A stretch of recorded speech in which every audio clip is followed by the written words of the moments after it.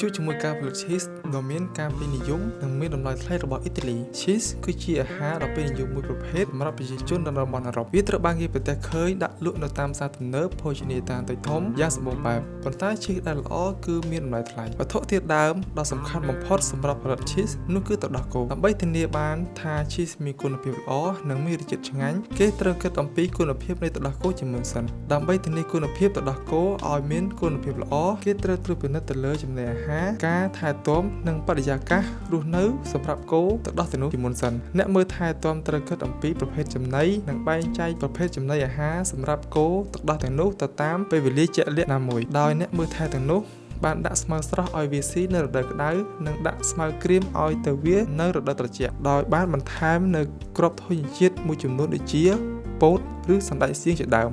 ធ្វើបែបនេះដើម្បីផ្ដល់សារធាតុចិញ្ចឹមបន្ថែមក្នុងការធានាការផលិតទឹកដោះគោឲ្យរក្សានូវគុណភាពល្អនិងមានបរិមាណគ្រប់គ្រាន់សម្រាប់ផ្គត់ផ្គង់ដល់ការផលិត cheese គោដែលមានសុខភាពល្អពួកវាសប្បាយចិត្តហើយពួកវានឹងផ្ដល់នូវទឹកដោះគោដែលមានគុណភាពល្អរាប់សិបលីត្រជារៀងរាល់ថ្ងៃទឹកដោះគោដែលប្រមូលបានត្រូវបានគេដឹកជញ្ជូនដោយផ្ទាល់តាមរយៈឡានដែលមានធុងសម្រាប់ផ្ទុកទឹកដោះគោទាំងនោះវាត្រូវបានបញ្ជូនទៅកាន់រោងចក្រផលិត cheese ដោយផ្ទាល់មកដល់កន្លែងផលិត cheese ទឹកដោះគោទាំងនោះត្រូវបានបង្ហូរទៅលើថាសដ៏ធំនិងស្អាតមួយនិងបានទុកវាចោលរយៈពេល1យប់នៅពេលនេះការផលិត cheese ត្រូវបានចាប់ផ្ដើមទឹកដោះគោត្រូវបានបញ្ជូនបន្តទៅកាន់ផ្ទះស្ពាន់ដ៏ធំមួយដើម្បីកាត់បន្ថយការប្រើកម្លាំងមនុស្សច្រើនជាងមុនគ្រឿងចក្រត្រូវបានដំឡើងនៅទីនេះទឹកដោះគោត្រូវបានកូរទៅដោយម៉ូទ័រយឺតៗនៅរយៈពេលយូររហូតដល់វាឡើងដូចជាក្រាមម្សៅអញ្ចឹងអ្នកផលិត cheese ត្រូវចំណាយពេលបន្ថែមទៀតរយៈពេល10នាទីដើម្បីបំបែកវាទៅជាគ្រាប់តូចៗបន្ទាប់មកគេចម្អិនល្បាយនេះនៅសីតុណ្ហភាព55អង្សាសេការចម្អិននៅសីតុណ្ហភាពបែបនេះគឺមានសារៈសំខាន់សម្រាប់ដំណើរការផលិត cheese វាអាចប៉ះពាល់ដល់ការផលិតបាក់តេរីល្អនិងការភ្ជាប់ប្រូតេអ៊ីនដែលមាននៅក្នុងទឹកដោះគោបន្ទាប់មក cheese ចាប់ផ្ដើមមានរូបរាងដើម្បីផលិតបាន cheese ចំនួន100គីឡូក្រាមគេត្រូវប្រើប្រាស់ទឹកដោះគោចំនួន1000លីត្រដុំ cheese ដែលមានទម្ងន់100គីឡូក្រាមគឺមានទម្ងន់ធ្ងន់សម្រាប់អ្នកផលិត cheese ដូចនេះគេត្រូវកាត់វាជា2បន្ទាប់មកគេយកវាទៅដាក់នៅក្នុងធុងរាងស៊ីឡាំងដ៏ធំមួយ cheese ដែលស្ងួតរឹងល្មមត្រូវបានគេសង្កត់នៅក្នុងពុម្ពនីមួយៗដែលមានរូបរាងដូចគ្នាវាត្រូវបានគេដាក់សញ្ញាសម្គាល់ដើម្បី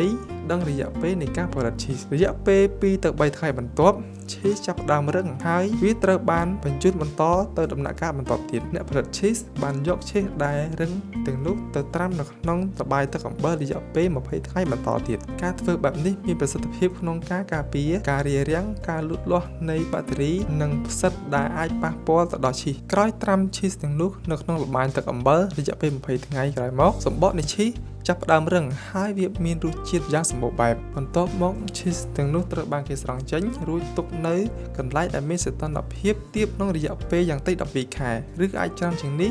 រហូតដល់គេពេញចិត្តហើយនេះគឺជាជន្រុកនៃ cheese ដល់ពេលកំណត់អ្នកត្រួតពិនិត្យធ្វើការត្រួតពិនិត្យ cheese ទាំងនោះជាមុនសិនមុនធ្វើការបែងចែកនិងវេចខ្ចប់ cheese ទាំងនេះឥឡូវនេះយើងមកទស្សនាអំពីការបែងចែកនិងការវេចខ្ចប់ cheese ទាំងនេះជាមួយគ្នា cheese ទាំងនេះត្រូវបានពុះជាបំណែកដែលមានទំហំផ្សេងៗគ្នាដើម្បីផ្គត់ផ្គង់ទៅតាមទីតាំងផ្សេងៗគ្នាដូចជាផ្សារទំនើបភោជនីយដ្ឋានធំៗដែលមានតម្រូវការ cheese ទាំងនេះ